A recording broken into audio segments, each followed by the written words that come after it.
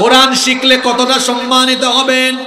দেখেন একটা হাদিস আপনাদেরকে শোনাই, নাসাই এবং ইবনে মাজাহ এই হাদিসটি বর্ণিত হয়েছে। নবীজি বলেছেন, ইন্না লিল্লাহি আহলিনা মিনান নাস। নবীজি বলেছেন, নিশ্চয়ই মানুষের মধ্যে কিছু মানুষ হলো আল্লাহর পরিবারের লোক। সুবহানাল্লাহ কইতে মন চায় না? নবীজি যখন এই কথা বললেন, সাহাবীরা তখন বললেন, ওয়ামান হুম ইয়া রাসূলুল্লাহ সাল্লাল্লাহু আলাইহি ওয়াসাল্লাম। সাহাবীরা বললেন, ওগো আল্লাহর নবী, আপনি কোন মানুষদেরকে আল্লাহর পরিবারের লোক বললেন? নবীজি তখন বললেন, আহলুল কোরআন হুম আহলুল্লাহি ওয়া খাসসাতুহু। আহলুল কোরআন যারা, অর্থাৎ কোরআনওয়ালা যারা, কোরআন শিখে, কোরআন বুঝে, কোরআন মানে যারা, কোরআনওয়ালা হলো তারা। আর কোরআনওয়ালা যারা আল্লাহর পরিবার, অর্থাৎ আল্লাহর খাস, আল্লাহর প্রিয়, আল্লাহর নৈকট্যশীল বান্দা হয়ে যায় তারা। আমরা আল্লাহর প্রিয় বান্দা হতে চাই কি চাই না? তাহলে কোরআন শেখার দরকার আছে না নাই? কোরআন শিখলে আপনি এত বেশি সম্মানিত হবেন, এই কোরআন কিয়ামতের দিন আল্লাহর কাছে সুপারিশ করবে। তিরমিজি শরীফের হাদিস, আল্লাহর নবী বলেছেন, ইয়াজিউল কুরআনু ইয়াউমাল কিয়ামাহ। কিয়ামতের দিন কোরআন এসে বলবে, রব তোমার এই কোরআনওয়ালা বান্দাকে তুমি বেহেশতের কাপড় পরাও। সুবহানাল্লাহ।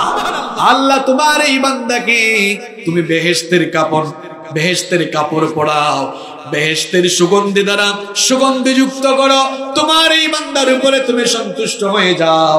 কোরআন যদি কারো পক্ষে দাঁড়িয়ে যায়, তাকে যিনি মাফ করে দিবেন তিনি কে? কোরআন শিখলে দুনিয়াতে সম্মানিত হবেন, আখিরাতে সম্মানিত হবেন। শুধু নিজে কোরআন শিখলে হবে না, নিজের সন্তানগুলোকেও কোরআন শেখাতে হবে। আমরা যখন আমাদের সন্তানদেরকে শিক্ষা দীক্ষা দিব, সবার আগে আমরা আমাদের সন্তানদেরকে কোরআন শেখাবো। কি শিখাবো?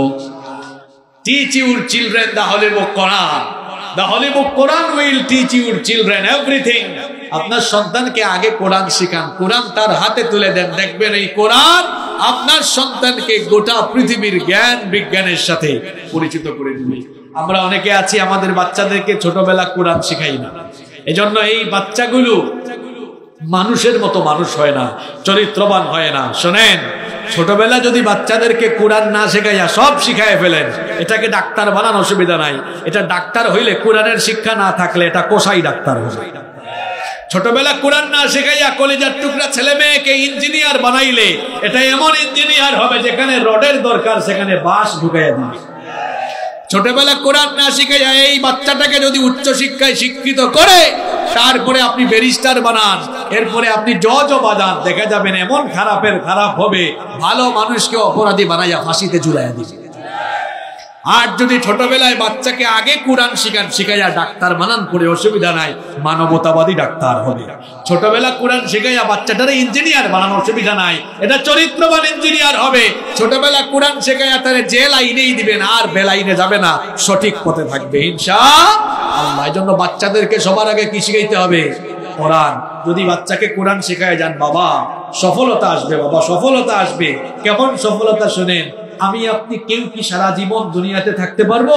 পারবো না, সবাই চলে যাব। শোনেন বাবা জানরা, মহিলা প্যান্ডেল থেকে যারা মায়েরা শুনছেন, মায়েরাও শোনেন এই কথাটা। আপনি আজ দুনিয়া থেকে চলে যান, দুনিয়া থেকে যখন চলে যাবেন আপনি, জানাজা আছে না নাই? কথা বলেন, জানাজা আছে না নাই? আপনার লাশটাকে খাটিয়ায় রেখে মানুষ নামাজের জানাজার জন্য চলে আসলো। মসজিদের ইমাম সাহেব যদি এসে নামাজের জানাজা পড়ান, ইমাম সাহেবের মধ্যে খুব একটা আবেগ কাজ করবে না, তখন জানাজা শুরু হয়ে যাবে এমনি, আল্লাহু আকবার আল্লাহু আকবার, কোনো আবেগ নাই। কারণ এই যে লোকটা মারা গেছে তার সাথে ইমাম সাহেবের রক্তের কোনো সম্পর্ক। ভাবুন তো, ইমাম সাহেবের জায়গায় আপনার নিজের ছেলে দাঁড়িয়েছে, নিজের কি? জোরে বলেন, নিজের কি? আল্লাহু আকবার বলার আগে তার কলিজা ফেটে যাবে, আল্লাহু আকবার বলার আগে তার হৃদয়টা দুমড়ে মুচড়ে উঠবে, আল্লাহু আকবার বলার আগে চোখ দিয়ে পানি বের হবে। গোটা পৃথিবীর পানি দিয়ে, সাগর মহাসাগরের পানি দিয়ে কবরে জাহান্নামের আগুন নেভানো যায়? নেভানো যায়? কিন্তু সন্তানকে কুরআনওয়ালা বানায়া যান, কুরআন শিখায়া যান। এই কুরআনওয়ালা সন্তান আপনি মারা যাওয়ার পরে দাঁড়িয়ে যখন জানাজা ইমামতি শুরু করবে আর চোখের 2 ফোঁটা পানি ছাড়বে, এই চোখের পানি নাকের ডগায় আসার আগে এই চোখের পানিগুলো আপনার জাহান্নামের আগুনকে নিভিয়ে দেওয়ার জন্য যথেষ্ট হয়ে যাবে। আল্লাহু আকবার বলেন, আল্লাহু আকবার। It's called be success, it's called success. এটাকে বলে সফলতা, এটার নাম সফলতা। আর আপনি সন্তান রেখে গিয়েছেন এমন, মরার পরে হুজুরে গিয়ে বলে, হুজুর জানাজার নামাজ কেমনে পড়ে? কি বলেন, এমন সন্তান আছে না নাই?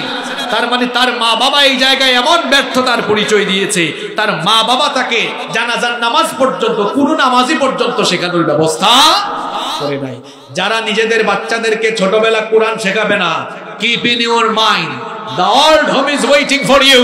যারা ছোটবেলা বাচ্চাদেরকে কোরআন শেখাবেন না, গত 3 দিন আগে আপনারা দেখেছেন টেলিভিশন চ্যানেলে, বাবা মারা যাওয়ার পরে বাপের লাশ রেখে ছেলে মেয়েরা সম্পদ ভাগাভাগিতে ব্যস্ত হয়েছে।